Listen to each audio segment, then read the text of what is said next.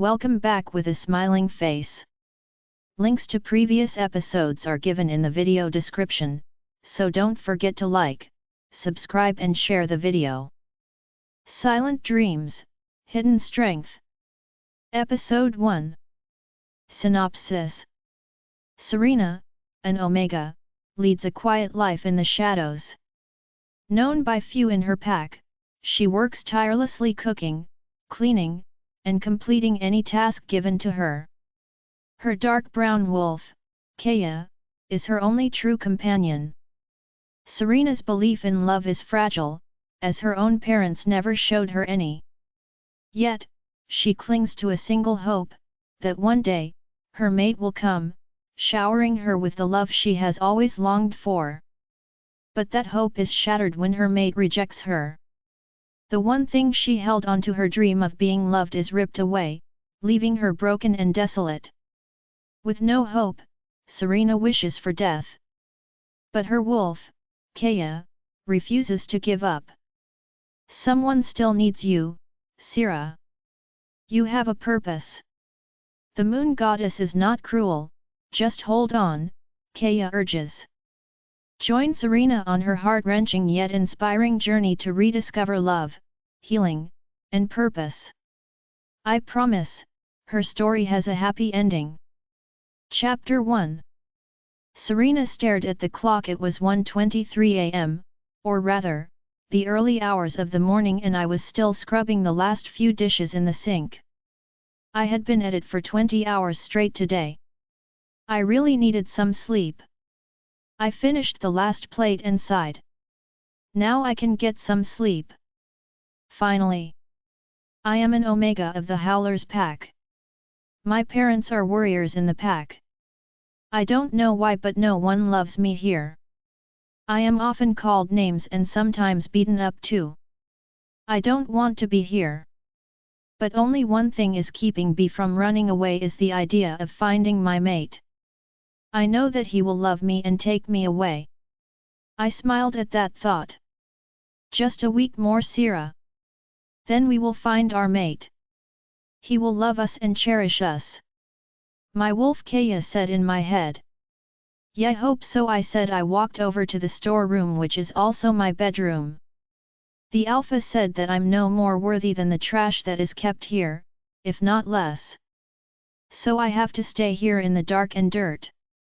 I am really scared of the dark. But I can't object the Alpha's order. I walk up to the storeroom and walk in. All my possessions are scattered around. Not that it's anything new. Some cruel members do this all the time to trouble me. It's not difficult to sort things because all I own is a couple of baggy, old clothes. An alarm clock. A torn-up rug, on which I sleep. I don't even have a blanket to keep myself warm. I clean up everything and go to sleep. Good night, Kaya, I said. A week later. I woke up with a smile on my face. Which does not happen. At all. I am happy because today is my birthday and I will find my mate. I quickly get up and take a shower in the common shower, which is for the Omegas. It's 5 o'clock in the morning, so no one will be up right now. I went to the kitchen and prepare breakfast for the pack. In an hour I have the whole thing ready.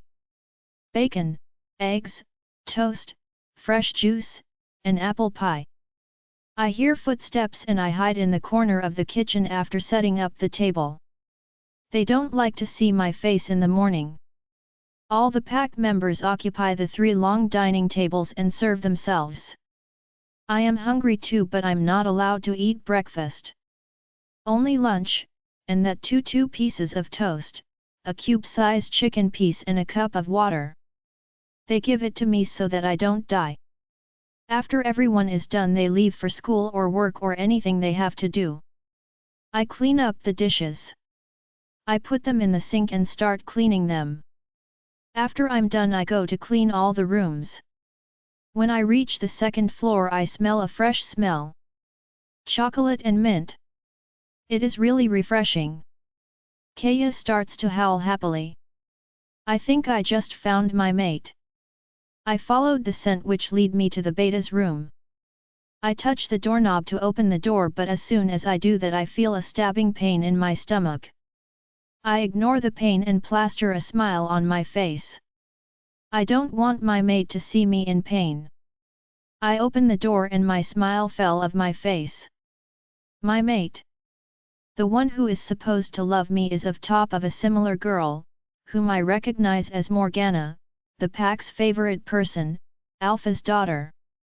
They both sense me and look at me. Mason, the beta, looks at me and frowns while Morgana covers the both of them with the blanket. Realization flashes upon his face, which is soon replaced by rage and disgust.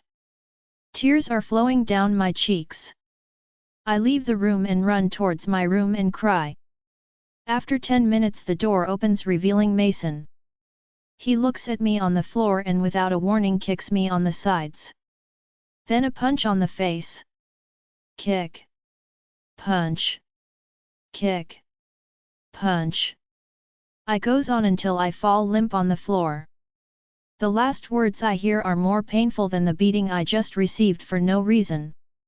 I, Mason Johnson, reject you, Serena, as my mate. He spat. I don't know why Moon Goddess would do such a thing as to pair me with such a trash like you. I have a true mate. Morgana. She is going to lead me to the alpha position and actually keep me happy and satisfied, which you can never do. He continued. Then I blacked out. Chapter 2. Serena, I feel like my life is slowly being sucked out of my body, leaving me more lifeless than I was before. Being abused and not loved is a different thing, and being rejected by your mate is an entirely different thing. A week has passed since that day and no one know what happened. Mason threatened me. Now he beats me openly and no one does nothing about it. They join in sometimes. My life has been worse than it was. I tried to kill myself sometimes, but Kaya did not let me. I have to survive all this. I am afraid of everything. The men that beat me. The women that burn me. Everything. I do not speak. I don't scream. I only silently bear the pain they inflict upon me in hopes that death will be finally bestowed upon me to release me from here. The same day the above scene happened, Rylands, sometimes I think I have the worst case of bad luck in the whole entire universe. I have to work non-stop. Pack meetings, traveling to other packs, different events that alphas are to go to, etc. I am a cruel alpha. I agree, but I don't want my pack to suffer at all. I want them happy. But still a very important part of me is missing. My mate. My pack's Luna. I am 20 now and I am still looking for her. I think I should just give up. I travel a lot in hopes of finding her. But I guess I will have to stop now. Today there is a get-together among the alphas of different packs. It is held every year at a different pack. This time it's at the Howlers. Honestly, I am not a fan of that pack. I have heard the alpha was the beta of the pack and received the position after mating with the alpha's daughter. Which is really cheap of him because she is not his real mate. I stand in front of my full-length mirror and adjust my suit. When I'm satisfied, I walk in my closet for my watch and wallet. I look at my closet and sigh. About a month ago I was on a run around the city border when my wolf started screaming mate in my head, and I was this close to finding her, but I lost the scent. In hopes of finding her, I had emptied half of my closet for her. I take my necessary thing and exit my room. I put on a stone-hard face on. No one has seen me smiling except for a few close ones, and I intend to keep it that way. I meet my beta outside the pack house. We reach our destination in an hour. We exit our cars and were welcomed by the Alpha Mason and Luna Morgana. We greeted each other and were soon joined by other alphas, their Lunas and Betas. We were seated in the big living room. Drinks were served and all were engaged in small talks. I was incredibly bored. I needed to get out of here. No one was talking to me, they were terrified of me and I liked it that way. I mind-linked Nate, my beta, that I'm going out for a stroll. I excused myself. I was finally free. I walked out and instantly got lost. This place is like a maze. I don't know how, but I ended up in the kitchen. I looked around and caught a scent. Honey and cinnamon. Mate, my wolf yelled in my head. I started doing a happy dance in my head. I frantically looked around but nothing. Then I focused on the scent.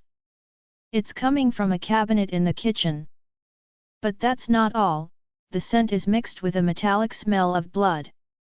I mind-linked Nate and within 5 seconds he was with me. I quickly opened the cabinet, but what I saw broke my heart. My mate. I carefully pulled out her tiny body out of the cabinet and set it on the floor. Her body was covered in her own blood. Black and blue bruises were on her body. Her breath was short, ragged. I took unconscious body in my arms and went to the living room. Nate following closely behind me. As soon as I entered, I heard people gasp. I laid my mate's fragile and tiny body on the couch. Someone call a doctor. I yelled at the people who were just staring at my unconscious mate in shock. After a minute or two, a lady in a lab coat came in. Must be the doctor. She pulled a chair beside her and started examining her. After examining her, she called for us. I ran towards my mate and held her hand instantly. What's wrong with her? Is she fine? What happened? When will she wake up? I asked the doctor desperately. She is fine, Alpha. She has multiple bruises on her body and I guess the injury on her head led to her being passed out. Her 6 bones are broken and she is extremely underweight. Her tiny frame isn't helping either. And staying in the cabinet for too long cut off her oxygen supply temporarily. And according to me, she should be conscious by tomorrow morning. She explained. I nodded and she bowed and left. That's when I realized something. Why does she has bruises? Why was she in the cabinet? And the main question. Who did this to her? My sadness was soon turned into anger on the thought of anyone harming my gem of a mate. I rapidly turn around to face the Alphas. Specifically Alpha Mason. What is the meaning of this Alpha Mason? I said extremely calm. He gulped. She is really clumsy and keeps falling on thin air. And about the cabinet, some kids might have pranked her maybe. He said, who did this to her? I yelled, I had enough of his lying already. He remained silent. Answer the Alpha. Who did this to our Luna? Nate yelled in protection of his Luna. Luna. She isn't the Luna. She is an Omega. She. Before he could continue, I grabbed his throat and backed him to the wall. A word against her and I will rip your head off your body. I growled. Chapter 3. Serena. I was woken up by the sound of yelling and things been thrown. I opened my eyes and tuned in my surroundings. I was on the couch in the special living room. But how did I get here? I was thrown in the kitchen cabinet after today's beatings so that I don't bother them. I looked around and saw someone holding Alpha Mason by his neck. A word against her and I will rip your head off your body. The person growled. I tried to get off the couch but fell on my face. I guess my ankle is sprained. Luna. A boy said. I looked around confused. He was looking at me but calling for Luna Morgana. Weird. I tried and failed to get up. Suddenly a pair of strong arms picked me up by my waist and sat me down on the couch. And the weirdest thing is I felt a tingling sensation where he touched me. I looked at the person and my eyes widened. He is easily the hottest person I've seen or will ever see. He had thick, inky black hair which I want to run my fingers through. He was very well built but not in a gross way, just perfect. His face was so beautiful that models would be cowering. Guys, you can imagine anyone you want as Rylan. He sat beside me with a concerned look on his face. I looked at him confused. He cupped my face and smiled. I kept my blank face. He frowned. I frowned. He smirked. I still frowned. "Hi sweetheart, are you okay now?" he said in a deep and husky voice. I gulped and hesitantly nodded. "Good. What's your name, sweetheart?" he asked with a small smile. "Serena." My voice barely above a whisper. "A beautiful name for a beautiful gem, I see," he said with what looked like love in his eyes. "Rylan," Luna Morgana's voice said from behind. I quickly got off the couch and bowed to her. She ignored me and threw a flirtatious look at the person Rylan who sat beside me seconds ago. Rylan gently pulled me back to the couch, totally ignoring the looks Luna was giving him. He made me sit impossibly close to him. I was practically sitting on his lap. He was huge. I looked like a kid in front of him. It was like comparing coconut and plums. The difference is big. Rylan looked at me and wrapped his hand around my waist. He smiled in satisfaction. He looked at the Luna with a glare. And I seriously don't want to be on the receiving side of it. It was that scary. "It's Alpha Rylan to you, Luna Morgana," he said as soon as word Alpha came out of his mouth. I stood up from his oddly comfortable embrace and ran away to the storeroom terrified. He was Alpha Rylan. The Alpha Rylan. I don't want any other Alpha in my life. Ever again. Chapter 4. Serena, I don't know what to feel. The person who tortured me is my mate. The person who was holding me is the Alpha Rylan. Alpha Rylan was well known in the werewolf community. He was like a king without a crown. Everyone feared him. His pack is the biggest one so far. He kills anyone that threatens him or his family. He also has Golden Wolf, which is abnormally powerful. That's why most fear him. They know he can single-handedly take an army. But then why was he here? And why was he holding me? And the look on his face? I'm confused. My head started to hurt. I saw the door of the storeroom being opened and a silhouette of a man coming towards me. And I blacked out, for the third time today. Rylan's, why would she run away? Have I done anything wrong? For the first time in my life I feel nervous of what other person thinks of me. She's not a random person. She is our mate. Go to her, my wolf dom was yelling in my head. I was about to follow her but Mason stopped me. Alpha, I don't understand. Why are you behaving like this? Mason the moron said. Yep, that name suits him. I don't need to answer anyone. But if you are so curious then listen. She's my mate. I growled. Everyone gasped. Mason shook his head and laughed. But that is not possible, Alpha. She already has a mate. But he rejected her on sight. Mason said. I was shocked. She had been rejected. By her mate. Who in the right mind would reject a gem like her? But a tiny part of my non-existing heart that belongs to my mate is happy, because now Serena can be mine and only mine. Why did he reject her and who is he? I growled. I need to know who inflicted such pain on my Serena. It was me. Mason said proudly. With a victorious smirk on his face. What is he so happy about? Why? I asked again. Because she's an Omega. I was the Beta. I did not want people to look at me any other way. I want respect. And with that filthy little thing by my side I would never get it. He growled. I had enough of it. I have to see if Serena is okay. I stood up and mind-linked Nate. Show them what happens when someone disrespects or hurts your Luna. I walked out of the room, not missing the smirk Nate gave me before a slight nod.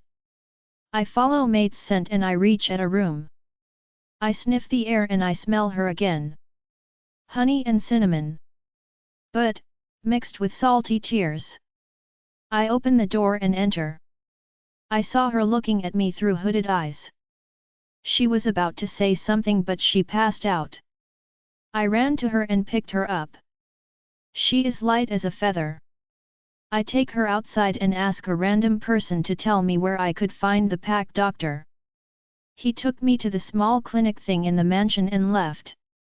I went inside and the doctor from earlier was beside me in a flash. What happened? She asked, looking at Serena with concern and worry in her eyes. I told her everything. Okay, lay her down on the bed. And please wait outside while I check her. She said, and I went outside without protesting. I don't want to delay her treatment because of me. I sat on a chair outside which was not comfortable. I waited for what felt like hours. The doctor came out and I ran towards her. What happened? Is she okay? I asked Alpha. Serena had an injury on her head when I treated her before and it had not healed properly before a lot of stress was inflicted on her. Wolf is weak so it will take time. But she will heal. Just make sure not to stress her out. It can cause serious damage in the brain. And she might wake up in an hour or two. She bowed and left. I walked in and sat on a stool besides her bed. She looked pale and unhealthy. I will make everything better, baby, trust me, I will treat you like a princess. My princess. Just give me a chance and I will make everything better. I promised her. Chapter 5. Serena, I groan as I wake up from my deep slumber. My head hurts. I try to open my eyes. It takes a lot of effort but eventually I succeed. The first thing I noticed is that I'm sleeping on a bed. I look around and see cream-colored walls and ceiling. A girl comes in. I watch her carefully. She is the nurse Shalia that works with the pack doctor. She hates me. Once I was badly beaten and came to her for some medicine for my pain. She gave me hyperalgesia, which apparently increases pain. That was the last time I took any medication. She noticed me awake and gave me a disgusted look, like she always does. Oh, so that he is awake, she says in a hushed tone. I look at her confused. Why is she not talking in her usual shrilly, high-pitched, annoying voice and gaining the only thing she loves, attention? She shakes her head at me. That's when I noticed a huge figure sleeping on the small sofa besides the bed. I could not see the face though. Shalia walks to the man and runs her hand up and down his arm. I try to speak something but my throat hurts. I see a bottle of water on a table on the side and take it. I gulp down the water and finally feel at ease. I see Shalia getting irritated when the man. Okay, now I'm also getting irritated by calling him the man. I'll call him Eddie. So Eddie is not waking up and Shalia is whispering something in his ear. I reach out for his hand and touch it. Electricity shoots through my hand. Eddie jolts awake. He frantically looks around and I finally see his face. And I'm not thrilled. Alpha Rylan is Eddie. Eddie is Alpha Rylan. I scream when I see him. I am supposed to run away. His eyes widened with worry and concern. I shut my mouth, realizing what I had done. Then I felt something moving on my toe. I slowly unwrapped myself from the covers. Carefully keeping eye contact with Alpha. I looked at my toe and screamed. Spider! Spider! I closed my eyes and screamed some more. I hate spiders. Those filthy little things scare me. A hand was placed at my mouth. Shhh, princess. I will get rid of it for you. Don't be scared. Okay. A soft voice spoke. I opened my eyes and saw Alpha Rylan. I see him a lot. His hands still on my mouth as he bends down to pick up the spider. He held it between his fingers and tossed it out of the window. I closed my eyes again. The hand was removed from my mouth and I opened my eyes. I saw Alpha Rylan very close to my face. Smiling like a kid in the candy store with a $20 bill. He looked at me expectantly. And you know what I did? Guess? No? I screamed. Chapter 6. Rylan's eye watched helplessly as she screamed. I don't know what to do. I have never been in a situation like this. I usually smile and laugh when others are afraid of me. But I don't want her to feel terrified of me. I hung my head low and sighed dejectedly. I am useless. I can't even make my mate feel good. After what felt like hours, she quietened down. It took a lot of effort. Me being pushed in the corner. A couple bottles of chilled water. And a few nurses. When she calmed down, I cautiously stood beside her. Her eyes were closed, but I had a feeling she was not sleeping. I sat on the chair as quietly as possible. I rubbed my eyes and sighed. I have not spoke to Nate yet, so I don't know what happened with Mason the moron. But I have a positive feeling it was not good. For him. I felt a hand rest on my shoulder. I turned my head and saw the nurse from before. The dirty look she was giving my mate before didn't go unnoticed. I looked at her in anger and confusion. What does she want now? My wolf dom yelled in my head. My head is already pounding. Don't you yell and make it worse, dom. Honestly, he can be a big pain sometimes. I remembered the nurse looking at me and again I looked up. She was smiling sweetly. Too sweetly. I inwardly cringed. I don't like her, not her attitude and the confidence. Absolutely not. I shrugged her hand off my shoulder and her smile flattered a bit. What do you want? I yelled. I don't want my mate to be disturbed by some silly creature.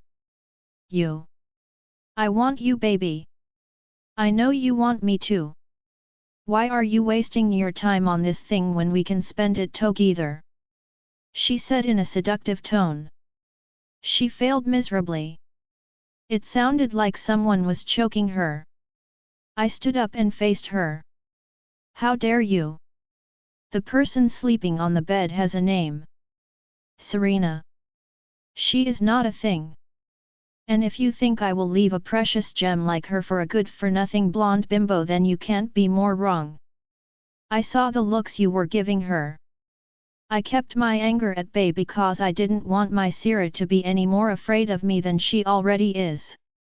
But you crossed the line now. Get out of my sight right now, or so God help me.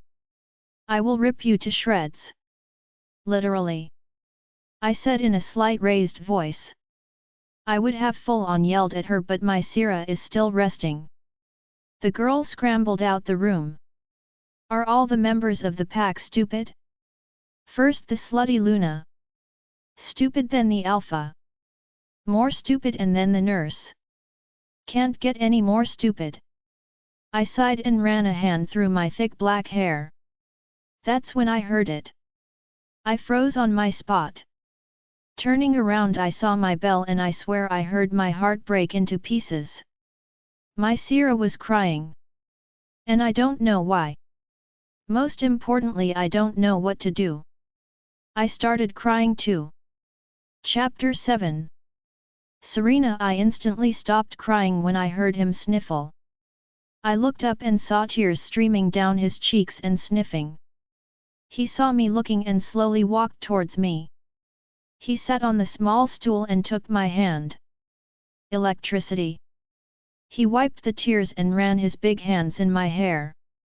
Don't know what came over me. I raised my hand and wiped his tears too. That brought a small smile on his face. Why? I asked Hui. He looked at me confused. Why are you doing this for me? Why am I feeling like this? Why are you here with me? I asked. I'm doing this because I want to make you happy and make sure you are okay. And I feel what you feel. Those sparks, I feel them too, princess. And I'm here for you. I don't give a damn about anyone. He said, oh, is all I said. Why did you cry? He asked. You defended me in front of her. No one has ever done that. I was never important enough, I said, and started crying again. He wiped the tears away and pulled me into a tight hug. Hey! Don't say that. You are very important to me. And I will make sure that you are always happy. I promise. I will make everything better, baby, he said. But why are you doing this? I said, pulling away from the hug and immediately feeling cold. Because you're my mate. He said, and I froze. No, this can't happen. I had a mate. You can't be my mate. I said. He cupped my cheek and looked in my eyes. I know, baby. I know everything. Mason the moron told me. He rejected you. I'm your second chance mate and I want you to be happy. I want to give you all the happiness that he couldn't give you. I felt blessed to have you as my mate, princess. Please give me a chance. I will do anything. Please. He begged. I was finally having a chance to be happy. With my mate. I want to be happy. But I can't trust him fully yet. I want to give him a chance. But, ugh, this is so confusing. Give him a chance, Sira. Kaya said, okay. I'll give us a chance. But I still don't fully trust you. You have to gain my trust. I said. My voice barely above a whisper. I saw as his face transformed from nervous to shocked to happy to extremely happy. He had such a big smile on his face, I was worried it would split his face. He pulled me on his lap and hugged me like his life depended on it.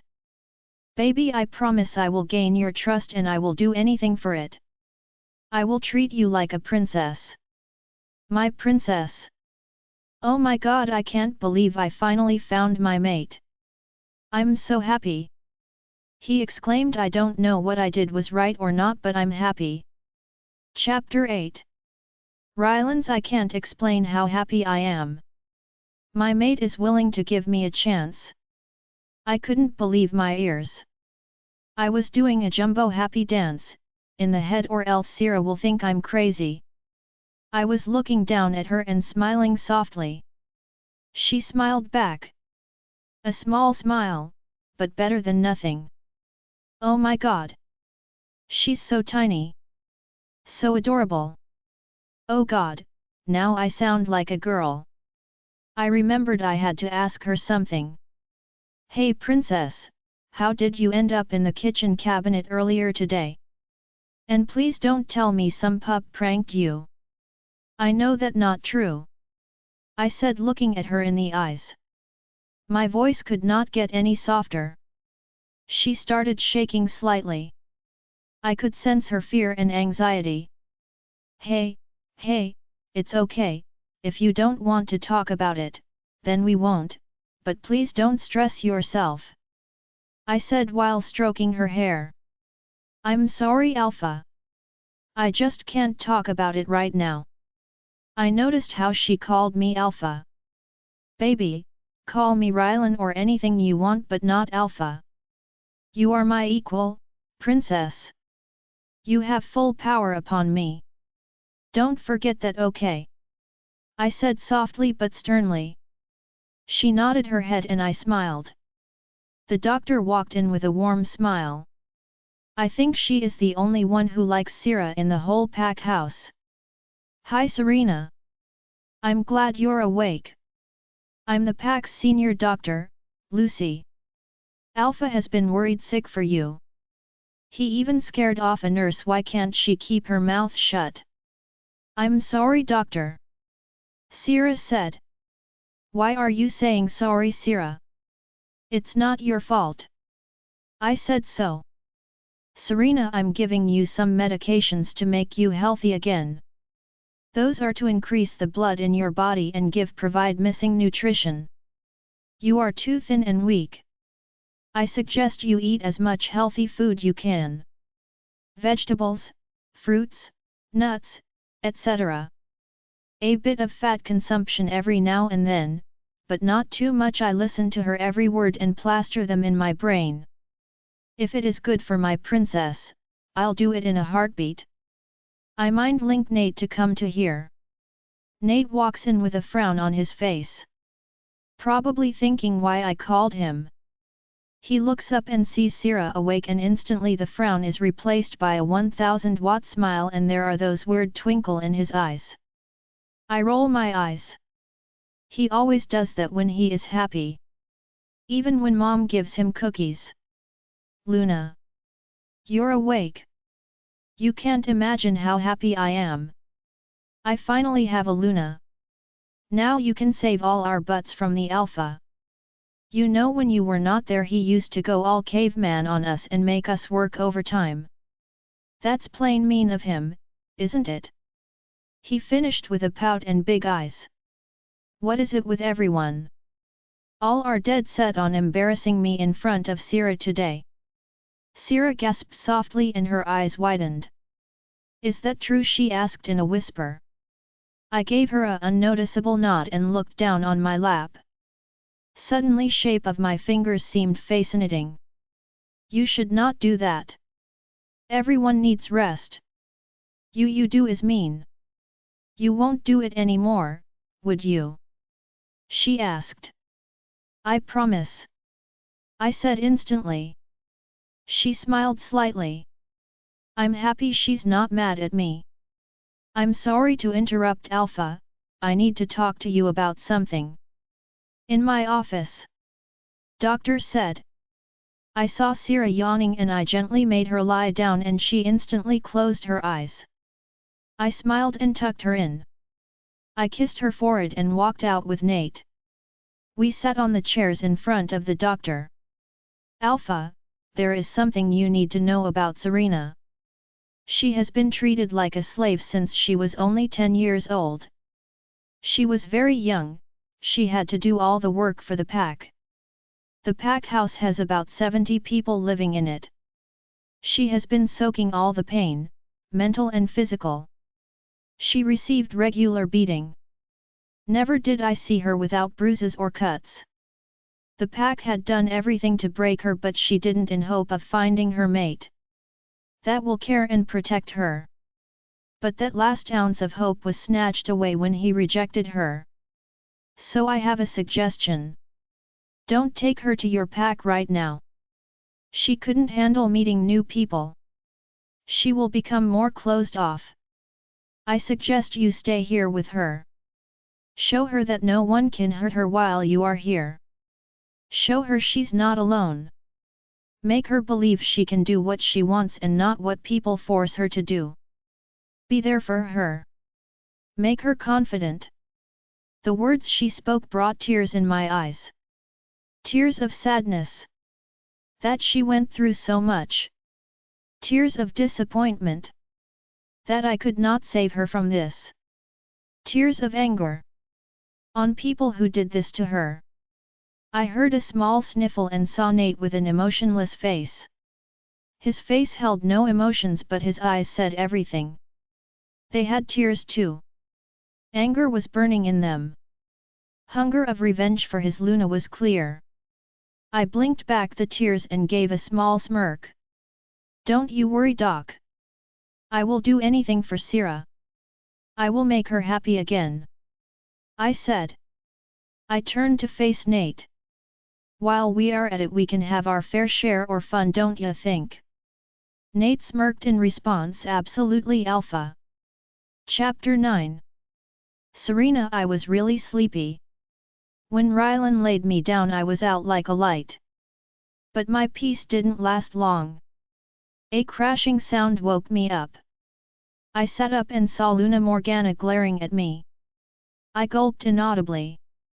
She grabbed by my arms and threw me off the bed.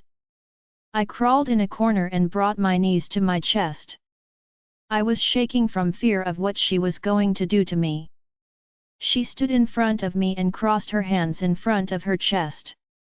Look at you, being the pathetic self you are, can't even defend yourself.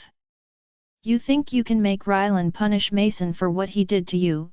Well, you can't be any more wrong. He will choose anyone over you. You know how useless you are? I'll tell you. No one loves you. Your parents abandoned you. Your mate rejected you.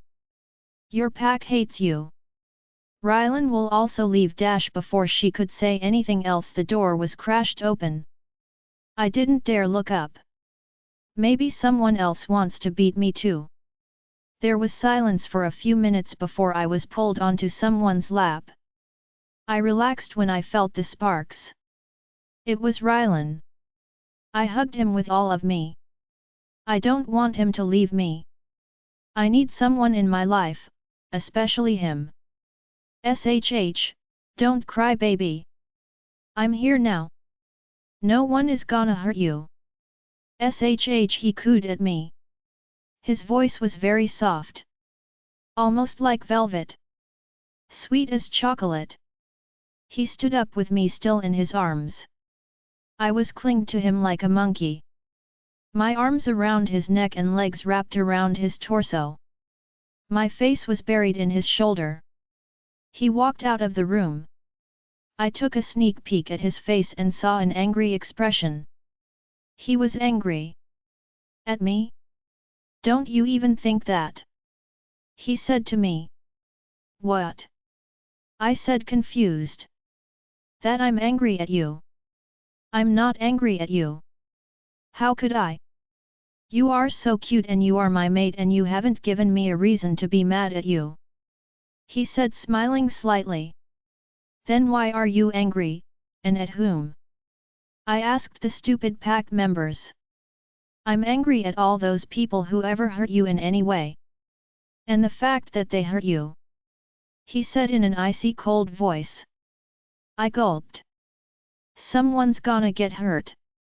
We went to a clearing where all the training is done. Almost all pack members are present here. I feel myself getting anxious. I try to get off Rylan but he holds me tighter. His beta was on stage and when he saw us he gave a big grin and waved. I gave a small smile in return. Rylan finally put me down on my feet. But kept his hand on the small of my back. He gently nudged me forward. I walked on the makeshift stage and everyone went quiet. Rylan took the mic from Nate and looked more like glared at everyone. As you all know, my name is Alpha Rylan. I along with my beta came here to attend the get-together. But I found my beautiful mate here. I'm her second chance mate and I'm proud to be, because I will get the opportunity to mend her bruised heart. I would like you to meet my mate. Serena. He brought me forward. I kept my eyes downcast. I was not allowed to make eye contact. Rylan put a finger under my chin and held my head up. I saw him smiling at me.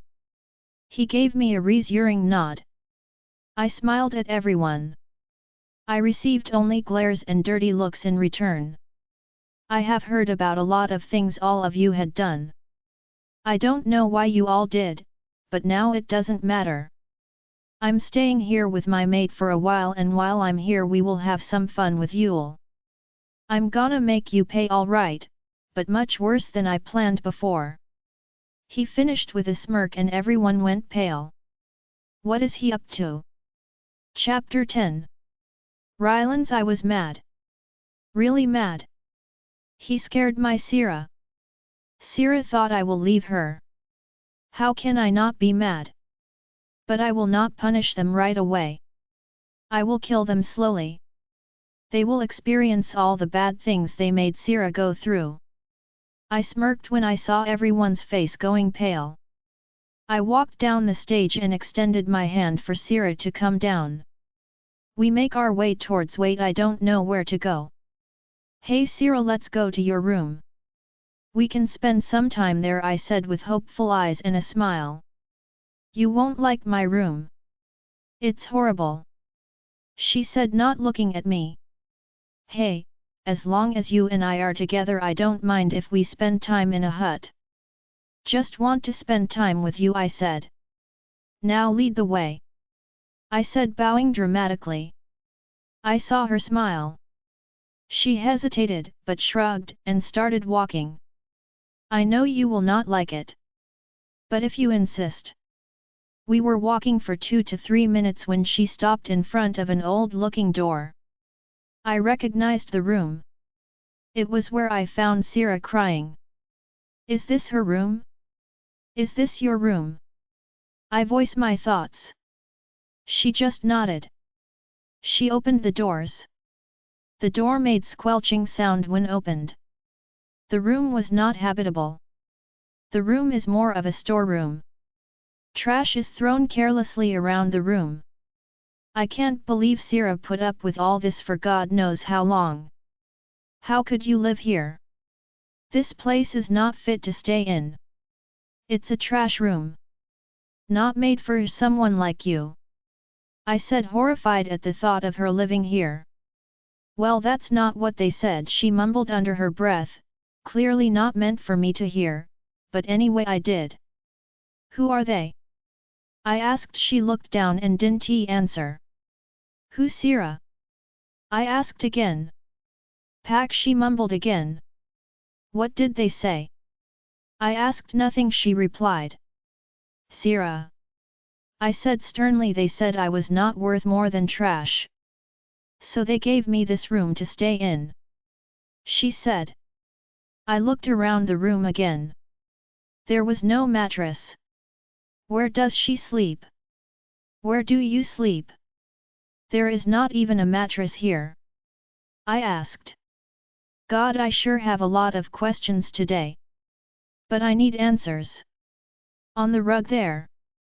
She pointed towards the 90% torn and absolutely rough rug. Come with me. I said and took her hands in mine. I made way to the Alpha's room. I knocked once and didn't wait for them to open it, I pushed the door open. And as expected, both were on top of each other. I quickly covered Sira's innocent eyes and glared at them. They scrambled around the room to find clothes. Once they were dressed, I removed my hands from Sira's eyes and kissed her forehead. It didn't go unnoticed how my baby was shaking in their presence. Alpha Rylan, what are you doing here? At this late hour? Is something wrong? Morgana asked. As you know, I'm staying here for a while. And being used to the comfortable lifestyle I lived in, I don't think I will be able to sleep in any ordinary bedroom of yours. I need a spacious and bright room. I said. Okay Alpha. We will have the best room ready for you in 15 minutes. By the time you can do whatever Mason said, and mind-linked someone. And one more thing. What were you thinking when you so generously gave that storeroom to my maid to sleep in? I asked. Alpha, she was the Omega at that time, and that to the lowest one. No other Omega wanted to share room with her, so we kept her there. Morgana reasoned. Omega or not, she is still a pack member. An Alpha and Luna are supposed to be a fatherly and motherly figure to the pack. Be their guardians. Not act like bullies. Like you did. I want you to apologize to Sira. Now. I exclaimed. What? Both of them said, looking at me as if I'm crazy. Now. We're sorry, Sira. They said in unison. It's Serena for you. Only I can call her Sira. I said, and left for the new and comfortable room, which I actually demanded for Sira. I couldn't care less if I have to sleep on the couch to make my Sira comfortable. Chapter 11. Serena Rylan demanded for a more comfortable room. I don't understand what was not comfortable in the previous room. The room Rylan was given, I would be dying of joy if anyone gave me that room to stay in. I guess alphas like king quality rooms. We soon reached the room and an Omega came our way and gave Rylan the keys. Not before giving me a slight glare. It didn't go unnoticed, thought. What are you looking at? Rylan spat. Nothing, sorry Alpha. He bowed and ran. Rylan unlocked the door and held out his hand. Come on, princess. He said, smiling. What? Why would I go in there? It's your room. I said, confused. It is, but we are sharing it. I know you don't feel comfortable with sleeping on the same bed with me, so I told Nate to add an extra bed in there. He said and grabbed my hand and pulled me inside. He said and grabbed my hand and pulled me inside the other room. The inside of the room was divine. It was spacious and cozy at the same time. I looked around the room in awe. I saw Rylan staring at me. Why? I asked. So you don't have to stay there. You deserve much more, princess. And once when you're comfortable enough, I will take you to my pack. There you will be treated the way you should be. Like a queen. But for now we have to settle for this, Your Highness. He said, smiling slightly. The thought of meeting his pack scared me. My own pack hates me. Yes, hate is a huge term. But that's exactly what they do. So how can I expect his pack to treat me as their own? As if sensing my fright, Rylan came to me and held my hand. Everything will be fine, baby. Trust me. I will never force you to do anything. We will go to my pack whenever you want. It's totally your choice. Promise. He said, looking in my eyes. That's how I knew he was sincere. He won't force me. My opinion matters to him. I matter to him. Baby. It's late, we should have something to eat before bed. But first change into something comfortable. He said. I looked down at my outfit. I was wearing my 3YEAR old baggy t-shirt and black leggings. I don't have any more comfy clothes. I only own 3 t-shirts and 4 leggings and 3 pairs of underclothing. I am comfortable in these. And you can go have dinner. I will wait for you up here. I said, smiling slightly. A smile. Well, they don't look comfortable enough. And why are you not coming for dinner? Are you not feeling good? Do you need something? He asked, suddenly worried. No, it's fine, I'm fine. I just don't eat dinner. I said, looking down at my feet. Why? He asked, shocked at the revelation. Not used to it. Sira, how much did they feed you? How many times? He asked seriously, with a no-nonsense face. Once a day, mostly lunch, I replied. What and how much? He asked again. A couple toast, cube-sized chicken and a cup of water. How are you so brave, Sira? You have been coping with all this for so long. I'm so sorry you had to endure so much pain, baby. But not anymore. He said, hugging me tightly as if I'll vanish. He held me at an arm length and looked at me in the eyes. Now you will have your breakfast, lunch, evening snacks, and dinner. You will eat everything you like and how much you like. No one will stop you. I'll be there. He said sternly but smiling at the end. He took my hand and gently dragged me down to the dining area. Then it hit me. I didn't make dinner. What will everyone eat? I speed-walked to the kitchen, Rylan following close behind me. What are you doing, Sira? Rylan asked. I had no time to respond. I looked around the kitchen that by any chance anyone had cooked something. Nothing. Absolutely nothing. What will everyone eat now? 45 minutes until dinner starts. I went to the pantry and found packets of spaghetti. I placed them on the counter and heated a big boiler. Baby, what are you doing? Rylan asked from behind. There is nothing to eat, Rylan. I was supposed to make dinner today like every day. But I forgot. Now I'm trying to make something edible for everyone to eat. Or they will all starve. One here can cook to save their life. I ramble. They did so much, gave you too much pain, but here you are making dinner for more than 100 people. He said, if I do the same things they did, then what will be the difference between them and me? And I don't want myself to turn out like them in the end. I said while making meatballs. Well, I want to be like you, so I'll help you. Rylan said and put the second flame on and put a saucepan on it. But I don't know how to make it. Be my instructor. I tell him what to do, and it seemed as if he was absorbing all of the things I was saying. Within 30 minutes spaghetti and meatballs were ready for everyone. Two of the Omegas came in the kitchen. Both of them looked at Rylan and bowed. Take the food and place it at the table, Rylan ordered them. They quickly took all the dishes and left the kitchen. By the time Rylan and I cleaned up, everyone was already at the table. Pack members looked at me, some confused looks as to why I was here, some with glares and some simply surprised. I noticed how only one seat was left at the huge table. At the head. I let Rylan before me and he sat there. I stood beside him. He looked at me and then the table.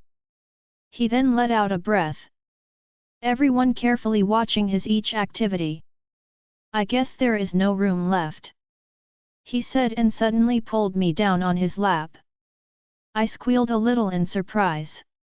I tried to get up, but he held tighter and moved a little so we both are comfortable. My back was touching his hard chest, his strong arms around my stomach, and his chin rests on my shoulder.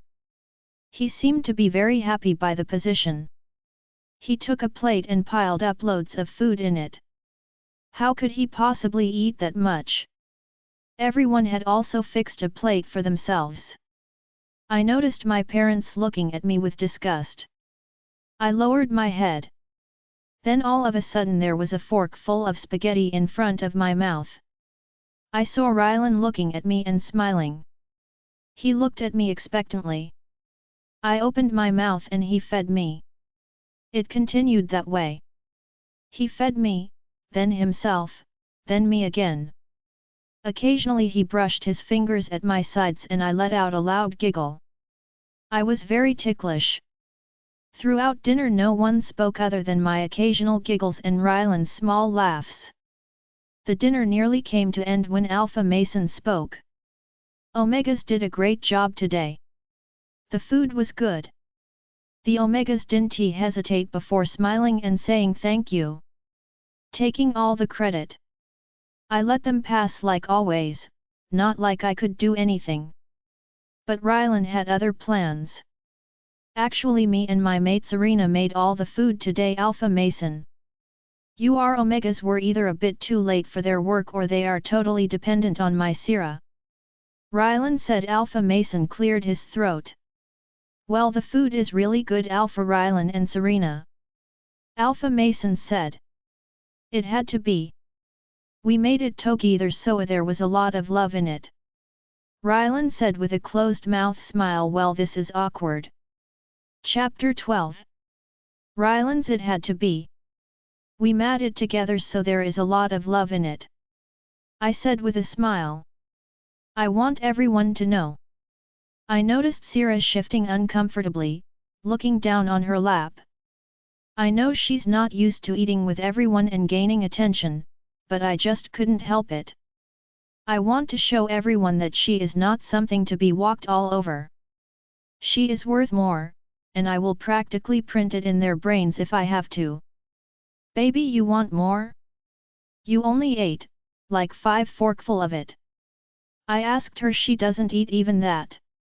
We have tried our best to make her eat a real meal, but I guess she's just being conscious with her weight. A walking talking cake said. At the corner of my eye I saw Sira unconsciously rub her flat tummy. And why should she be conscious about her weight? She is underweight, if anything she needs to eat food, I said, gritting my teeth. Obvious, isn't it? She's fat. Have you seen her stomach and thighs? God, so fat. Look at me, skinny and perfect size. She said. Do you know who you are talking about and who you are talking to? I growled. Yes, but this girl does not deserve to be your mate. You two don't match at all. You and me would be perfect together, Rylan. She exclaimed, standing up. It's Alpha Rylan to you. I didn't give you the authority to call me by my name. And no one disrespects my mate. No one. I said, dangerously calm. I saw everyone shiver. Alpha, I guess we need to teach them a lesson, Nate said from where he was seated. Of course. Teach one and others will learn automatically. Take her to the dungeons and treat her like my Sira used to be treated before me. Make her pay. I said, glaring at her. Her eyes widened and she started shaking. No, no. You can't do that. She exclaimed as Nate dragged her out. I did not respond. I don't need to. I came back to my senses and looked at Sira with a smile, only to change it into a frown. Tears were filled in her beautiful eyes. Baby, why are you crying? Don't cry, I don't like it when you cry. She did not stop. Instead she hugged me and sobbed more. I ran my hand through her hair and kissed her head. Baby, you want to go to bed? I asked. She just nodded. I got up with her in my arms. We entered our room and I laid her on the king-size bed. Tried. She did not let go of me. Not that I mind. I sat down on the bed and lifted her head up. Her eyes were slightly red and her bottom lip was trembling. Baby, why you crying? Did I do something wrong? She cut me off by hugging me tightly again. No, you didn't do anything wrong. But you did something that no one had ever done for me. You stood up for me. No one ever did. Not even my parents. Her voice was muffled. Wait. Her parents? Your parents? Yeah, they are the warriors. They stopped caring when I was 5. Left me on the mercy of the pack. I never thought of her parents till now. But how can someone do that to their child? If my mother knows about this, she will throw a big fit about it. She is a typical mother. Now I think I'm so lucky to have loving parents and pack. Some don't. But my Sira won't come in the list. She will be loved. Baby, don't be sad. Sad expression doesn't suit you. You look good when you're happy. And I'll do anything to see that smile on your pretty little face. Come on now, smile, smile, smile. I said and tickled her sides. She immediately started to giggle. We talked for a while and got to know each other more.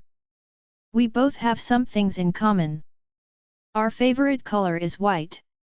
Our favorite fruit is banana and we both are each other's favorite. I smiled at that one. After some time she fell asleep. I tucked her in and kissed her forehead. Good night, baby. Tomorrow morning will be the new start of your life, which will be filled with love, care, and affection. I changed into some basketball shorts and laid down on the extra bed facing Sira. I stared at her beautiful sleeping face.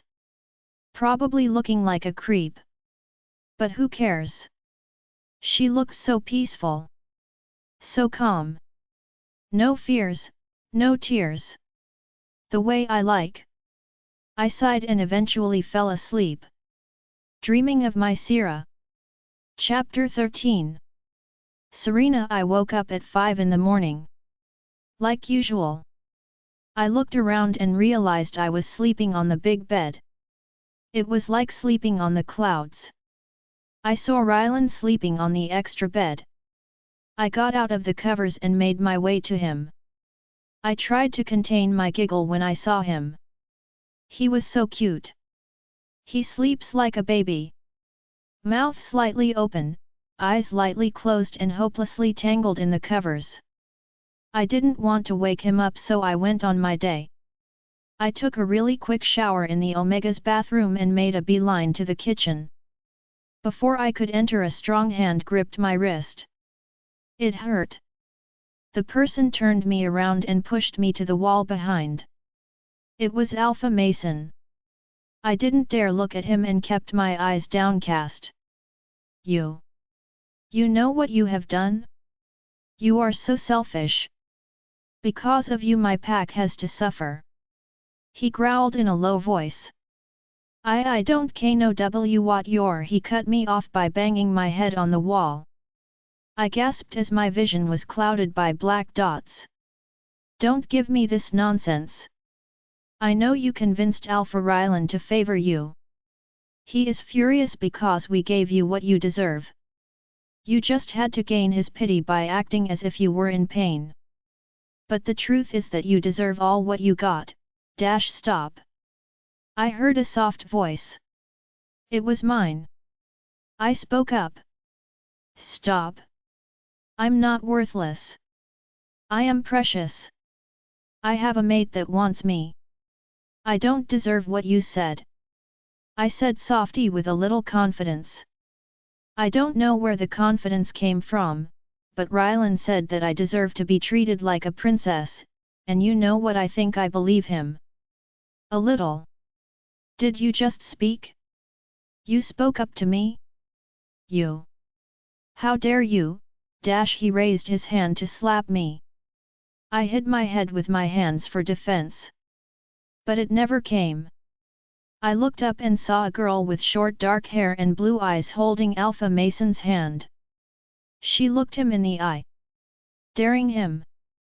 She did not look familiar. Who is she? How dare you, you foul creature! Don't you have any sense of respect for women? How dare you raise your hand on her? I should kill for raising your hand on my Luna. Oh? I looked at them confused. Alpha Mason looked at her in confusion and anger. He raised his other hand to hurt her, but she kicked him. There. Hard. Oh, must have hurt. He doubled over in pain. The girl smiled in satisfaction. What is going on here? Rylan's voice came from a few meters away. I stood rooted to the floor. He saw me standing in the corner and jogged towards me and hugged me. Then he turned towards the girl. Nina? What are you doing here? He asked the girl. Nina. Oh, brother. When will you understand me? We're 16 years, not enough to know I like to give and get surprises. Nina said. Well, was Rylan's smart reply. Nina rolled her eyes at him and held her hand to me. Hi, I'm Nina. Rylan's sister. I'm 4 years younger, by the way. She said. I shook her hand. The mention of you being younger by 4 years was not required there. Rylan said. Whatever. She waved him off. Anyway. Nina, this is my mate Serena, and don't you dare call her Sira. Only I can. He said the last part in a whisper. And baby, this is Nina, my younger sister. Nice to meet you, I said quietly. OMG. I can't believe my brother found his mate. I really thought his mate would not be half as pretty as you. Oh holy skittles! You're so pretty. You know I have so many funny and embarrassing baby Rylan stories Mom told me, I can totally share them with you. Oh God, we have to spend time together. We should go out for shopping tomorrow, or technically today. Nina breath. Rylan said with a straight face. Oh yes, she smiled shyly and then hugged me, catching me off guard. I eventually hugged her back. I already like you, Nina said. I guess I got on her good side. But baby, what are you doing up at such an ungodly hour? It's still dark outside.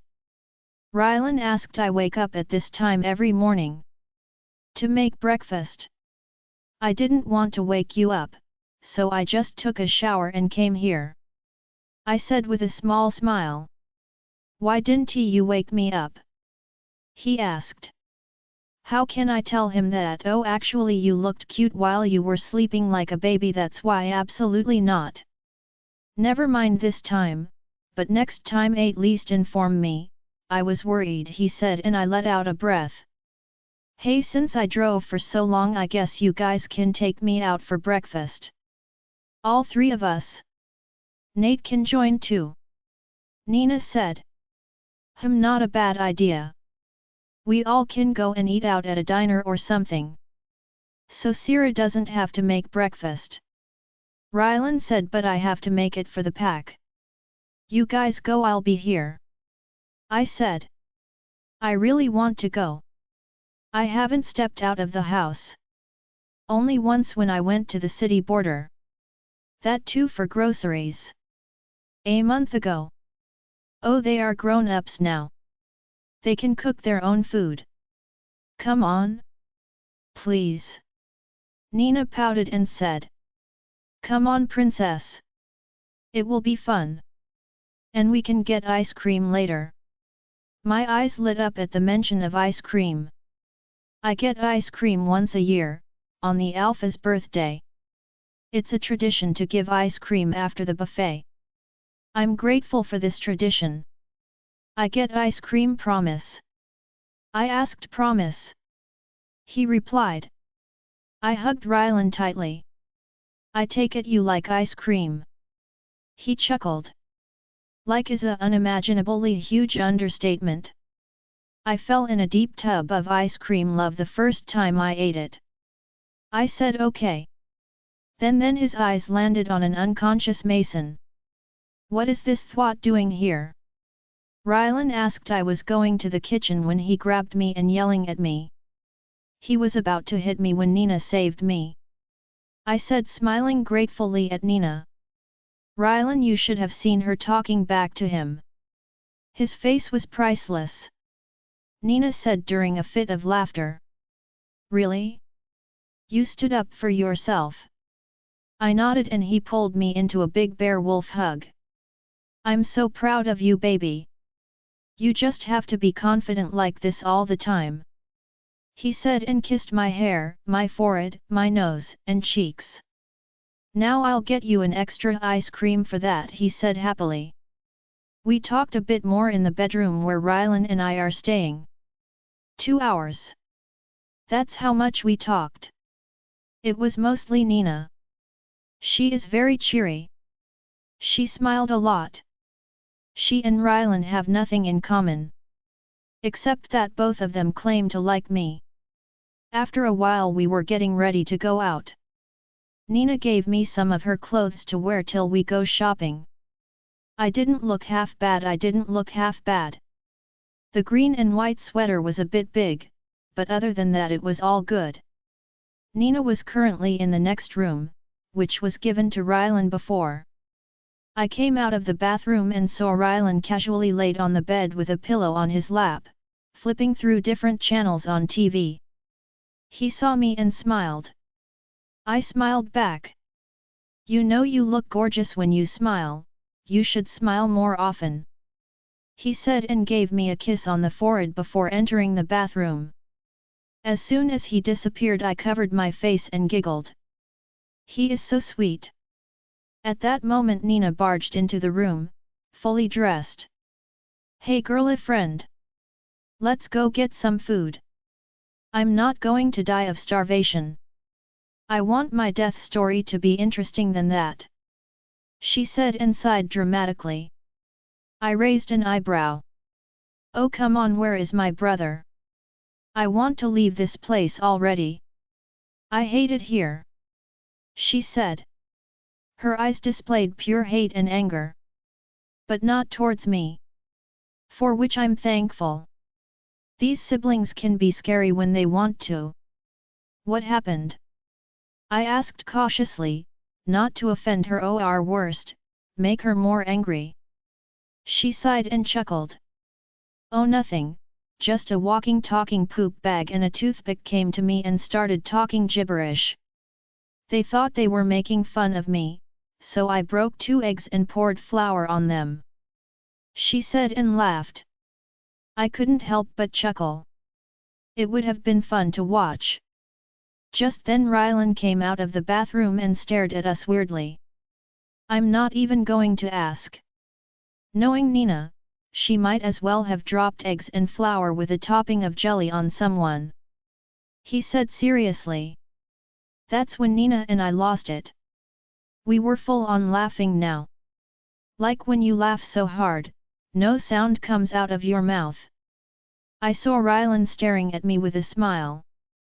His eyes held adoration and love. What?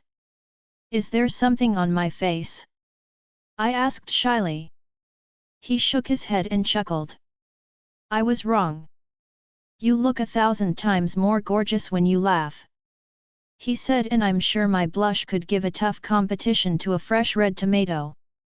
He disappeared into the closet and my attention was back to Nina. I have never seen him so happy. You really mean a lot to him, Isa. He has searched for many years in hopes of finding a mate. Since he was a kid, he would tell us how good he will treat his mate. How he would shower her with chocolates and stuffed toys or anything she would like. She said and laughed. But I know how deep meaning those words held. Even I dreamt those dreams. You know, once Rylan came home with a crying boy. Rylan found him at the park when he was 8 and the boy is 7. He didn't have anywhere to go. Homeless. So Rylan brought him home, took care of him, and he also told him that he could stay there all his life if he likes. He was Rylan's first friend. She said with a smile. Who was the boy? I asked curiously.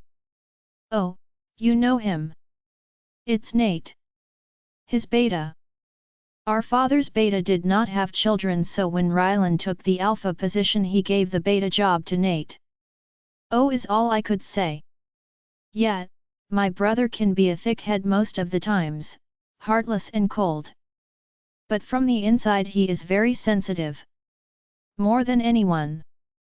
But he never showed the emotions though. Nina said. Rylan came out of the closet before I could say anything. Rylan's outfit, come on ladies, we are going to have breakfast not lunch. Talk in the car all you want. He said while fixing his watch. He looked hot. Really, Sierra? Where did that come from? He took my hand in his and I grabbed Nina's hand and we left the room. The car Rylan owned was like a dream. It was sleek black and had really soft seats. I don't know much about cars, but I can tell this one was expensive. I sat on the passenger seat while Rylan drove and Nina at the back. I wonder why nobody was in the hall when we left. They should up by now. We made small talks through the ride and after 15 minutes we reached a simple diner called Bologna's. We sat on a booth and while the siblings were boring their eyes in the menus I took the time to look around the diner. It had a modern and vintage look at once. I don't know how they managed to have this look. But it was working. It has a cozy and homey feeling. There are couches near the walls with big tables and the rest of the space is filled with normal chairs and square tables. Baby? Have you decided what you gonna have? Rylan asked me while looking my way. I'll just have a cup of honey and cinnamon tea with a peanut butter and jelly sandwich. I said looking at the menu. That's it? Nina asked tilting her head to the side. Her short hair dangling to the sides. Yet I could not complete my sentence as a loud voice yelled in my head. Where are you? Why is there no food in the kitchen? Alpha Mason's voice rang in my ears. It felt as if someone had blown a trumpet in my ears. And then realization hit me in the face. I'm in some deep trouble. Chapter 14. Rylands. We were currently sitting at the diner and waiting for our breakfast. Princess ordered a PB&J sandwich and tea. She needs to boost her appetite. That's it. Nina asked Sierra. Honestly, my sister eats more than me. So my mate ordering this tiny amount of food didn't process properly in her brain. Yes, Sierra gasped and held her head. What happened? I was by her side in a flash. Seeing her in pain is painful. Her eyes were unfocused and I knew she was held in a mind link. I cupped her face in one hand and massaged her head with the other. Baby? Listen to me. Cut off the mind link. Come back to me. I said. That seemed to work. Her eyes were focused again and I hugged her softly, cradling her gently in my arms. I let go and kissed her cheeks. Who was mind-linking you? I asked. Alpha M. Mason, she said, and I let out a low growl. What did he say? I asked. He yelled at me and asked me where I am and to come back this instant and cook breakfast. He sound drunk. She was now sniffing slightly and I started planning 15 different ways to kill an alpha and get away with it. And being the most powerful helps. I hugged her again, but it was cut short as I was ripped away from her. I was ready to kill anyone who dared to do this. I looked up and saw Nina standing in front of us. Rylan, I guess we should go home. An ISA here sure needs a girl's time. So we head home now and you take care of your stuff and we will plan something to cheer up our ISA here. She said with a cherry smile. The idea was not at all appealing. I didn't want to leave Sierra when she is sad. I was about to decline but Sierra interrupted me. I guess it could work. I never had anyone to spend time with. Nina and I will spend some time together. She said excitedly. That brought a smile to my face. My mate and sister are so good with each other. Two extremely important girls in my life. So you don't want me anymore. I get it. You just want me for my sister. I said in fake hurt and pushed my bottom lip out a little. I've seen people do that, so why not? It's not like that, Rylan.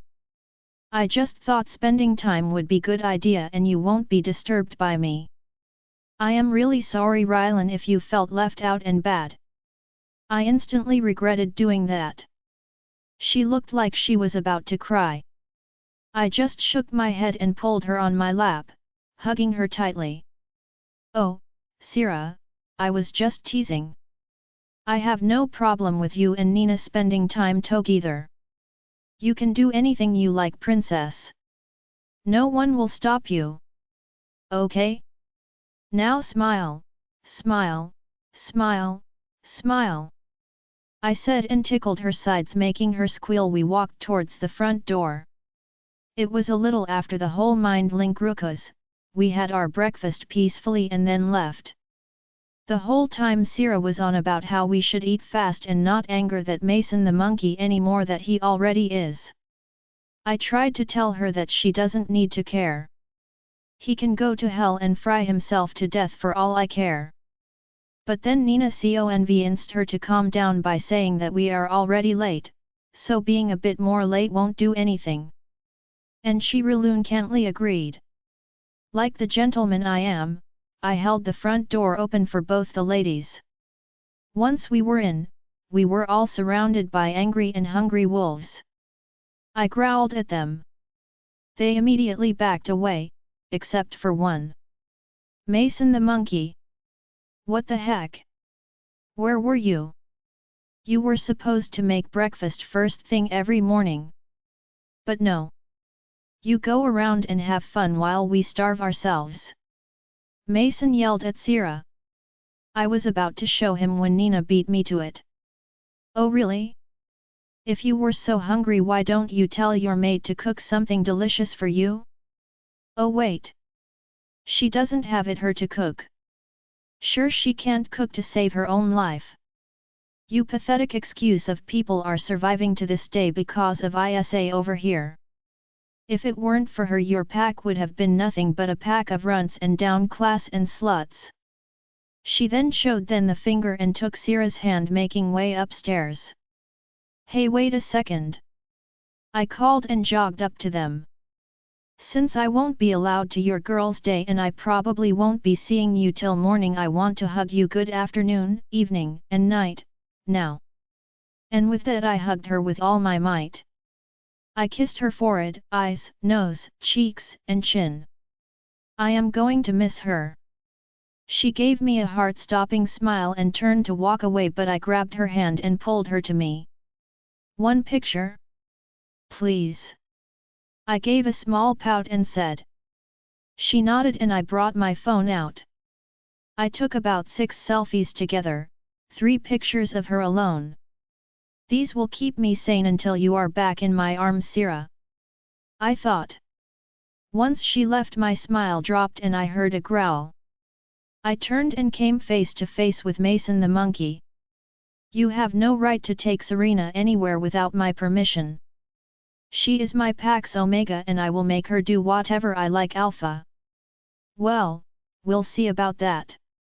But honestly, I really don't care what you think. You are the last person on my to-care list, if not there at all. I said, smirking. Yet and I don't want your care. Just keep this in mind. Don't mess with me and my pack. He growled. I am not here to mess with you.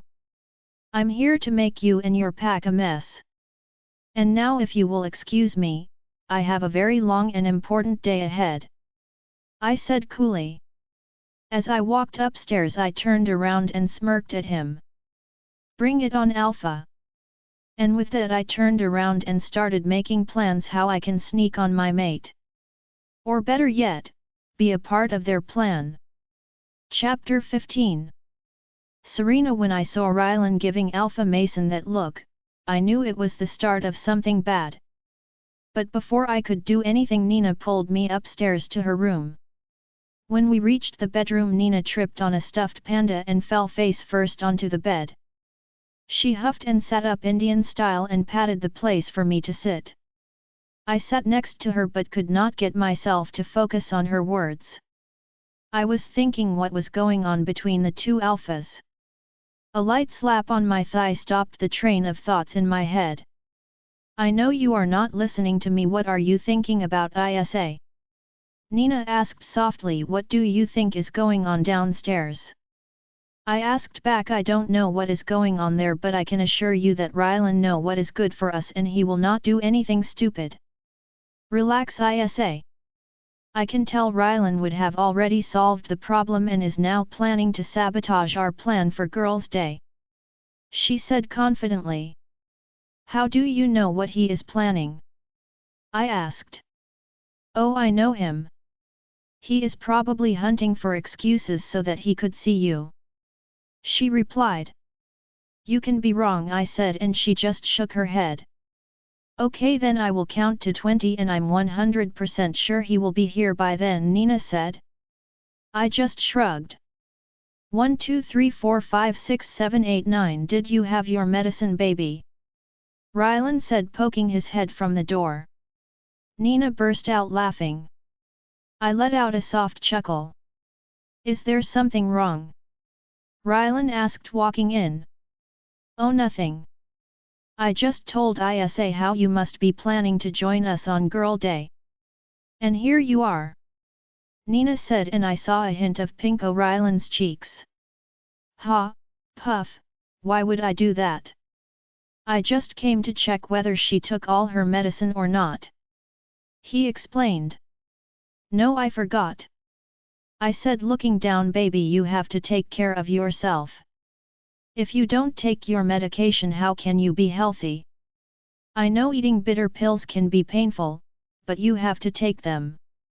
He said while searching the drawers for my medicine. He handed me a glass of water and gave me 3 big tablets.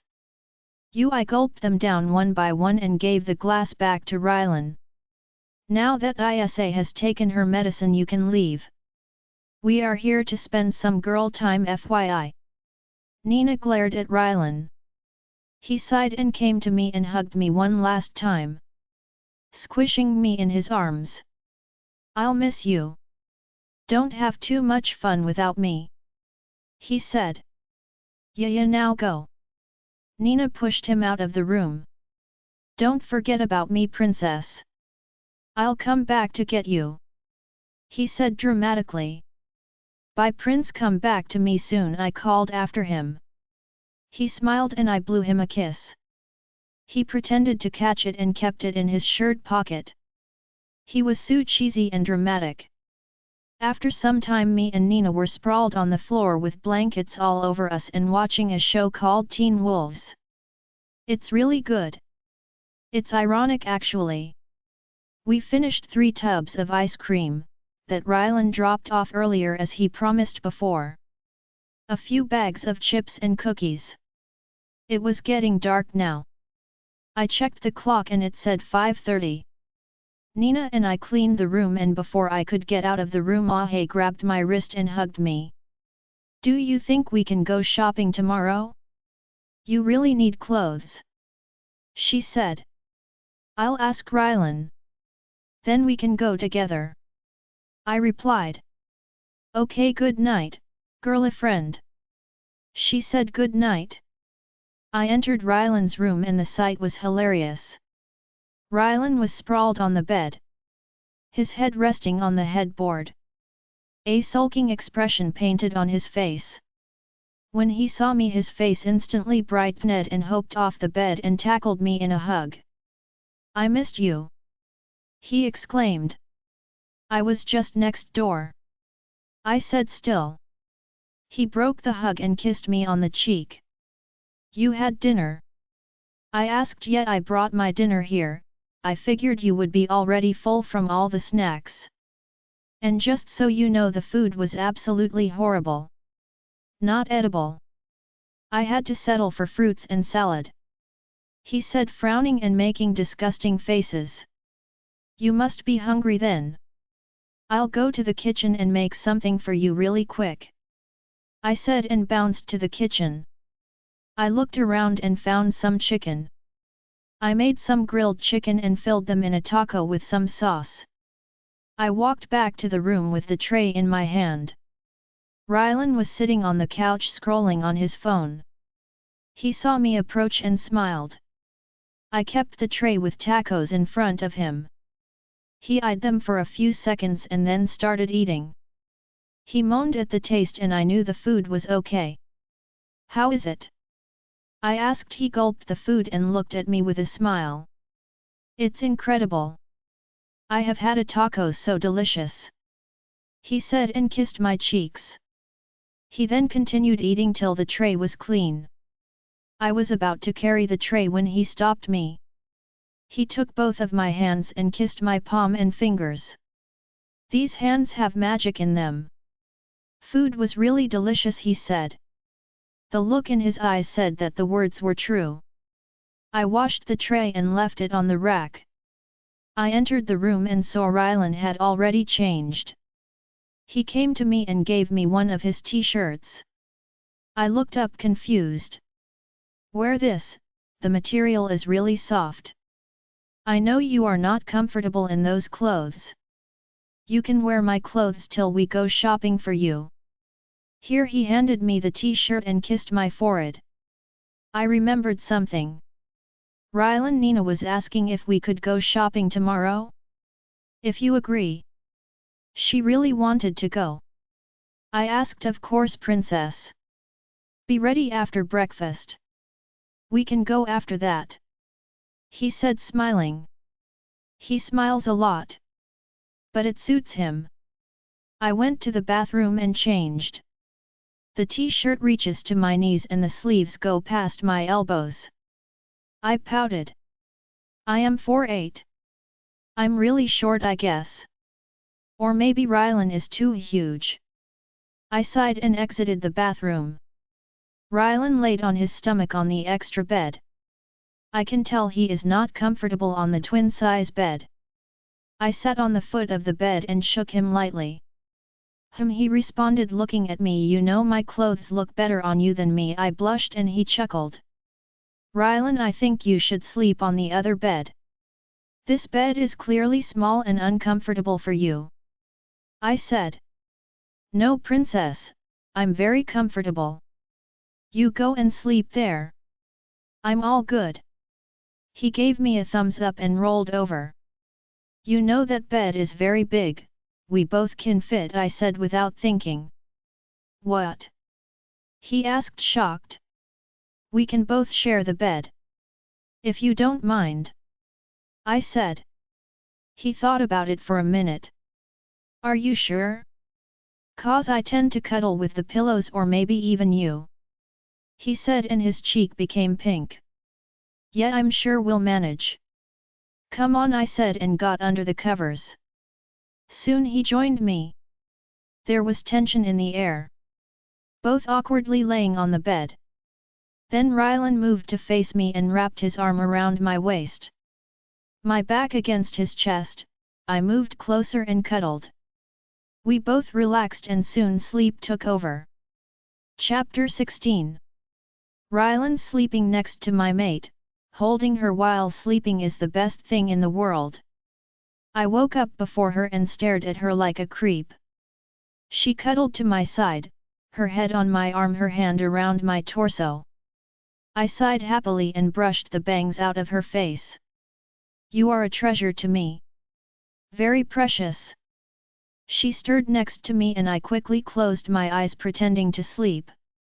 After a few minutes I felt her soft fingers on my face. Her fingers traced along my forehead, nose, and when she reached my lips I licked her fingers.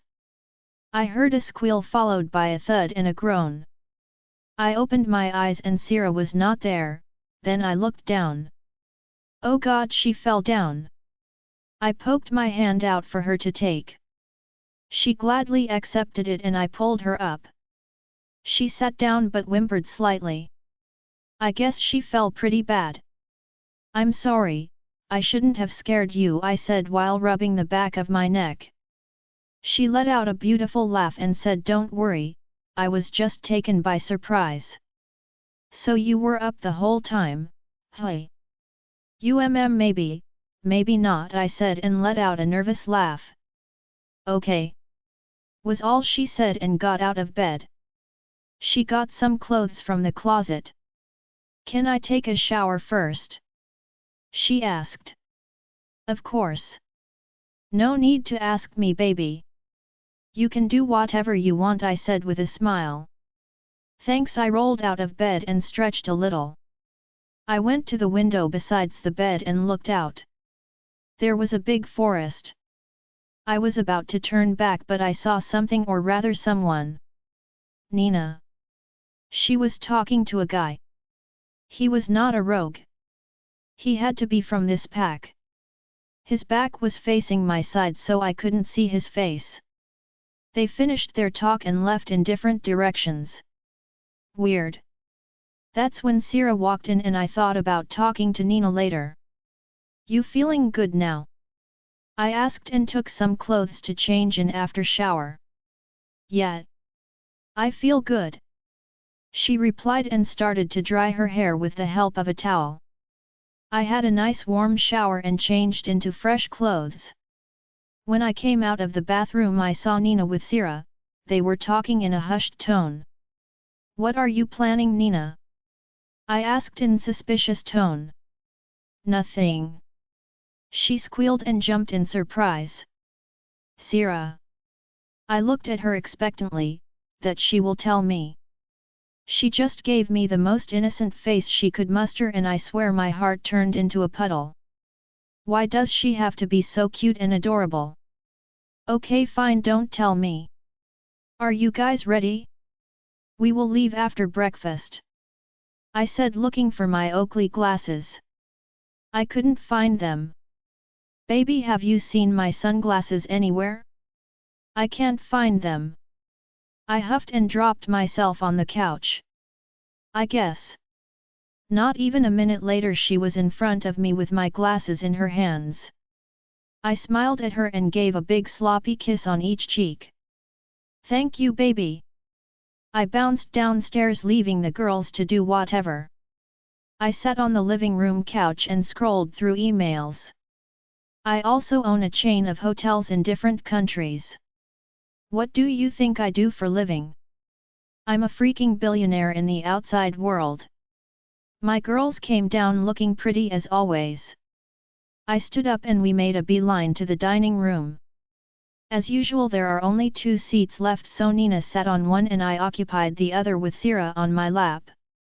There was some minor problem back home, so Nate had to go back right then.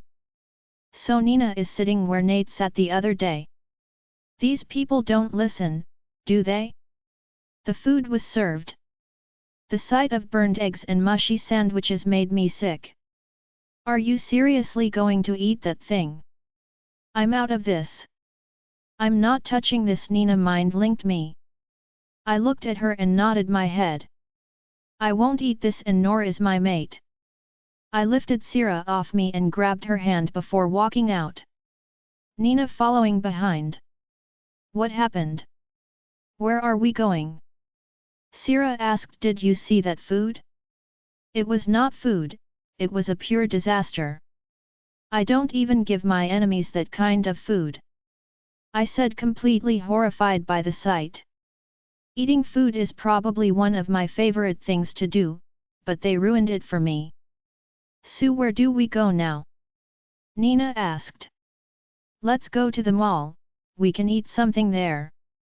And we drove off to the nearest mall. Chapter 17. Serena.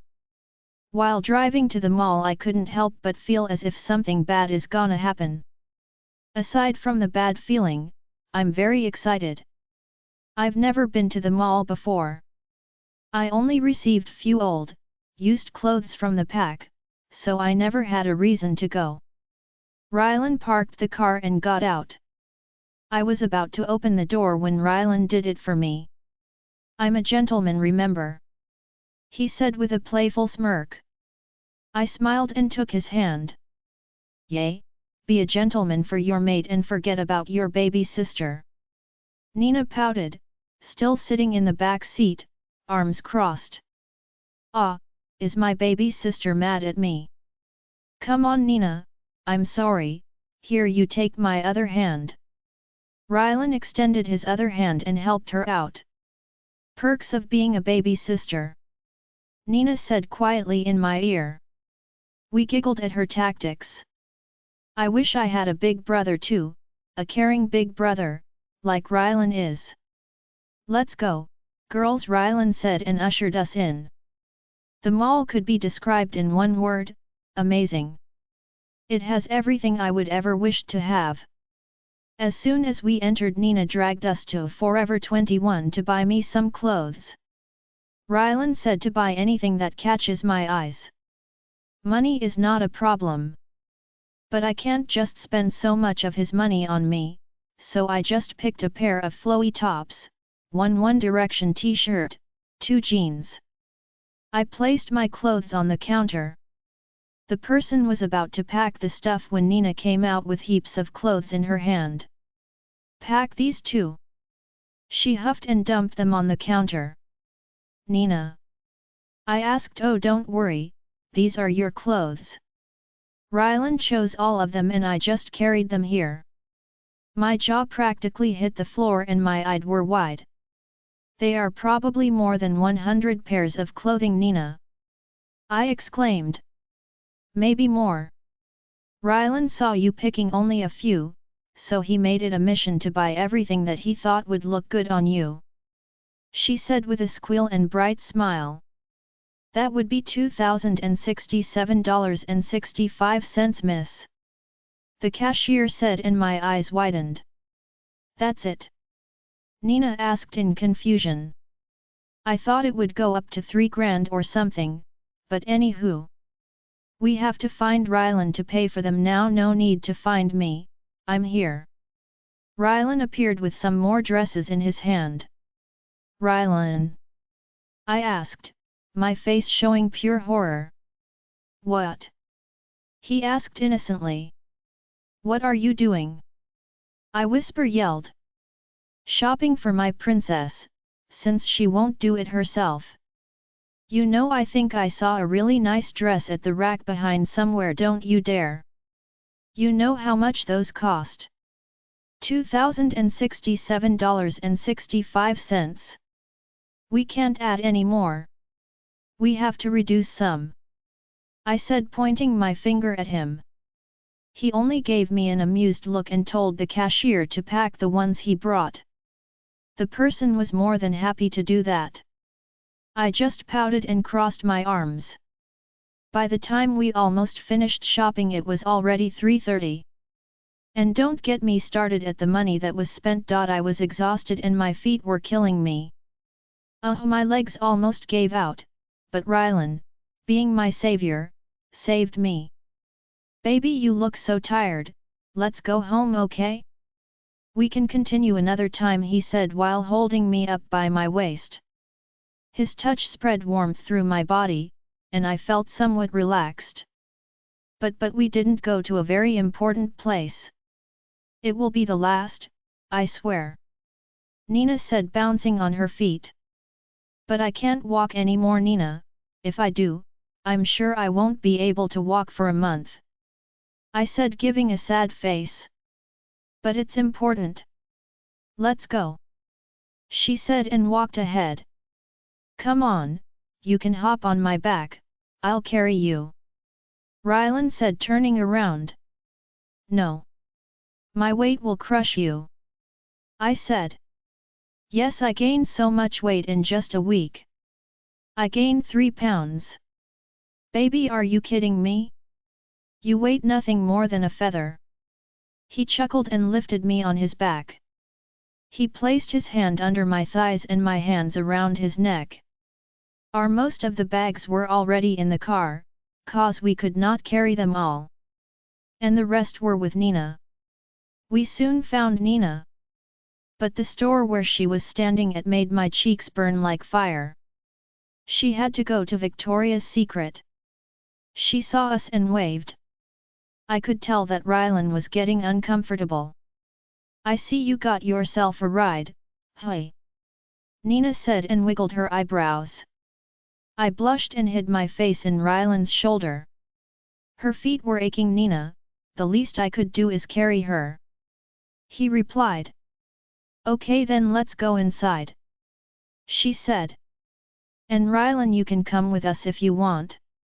But if not, then why don't you make yourself useful and bring lunch for us, while we are here? Nina said innocently.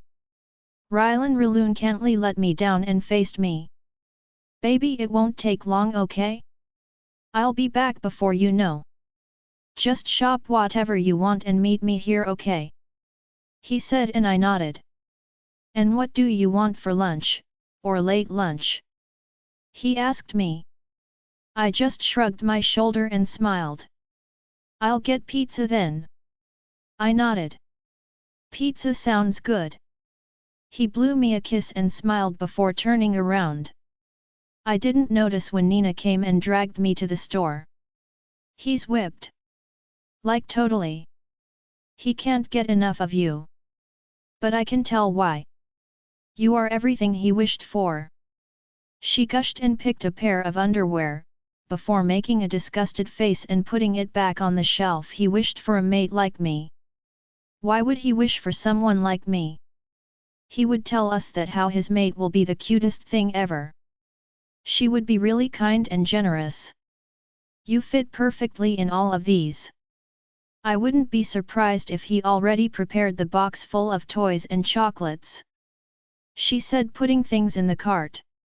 Hey! It was on his to-do list for when he found his mate.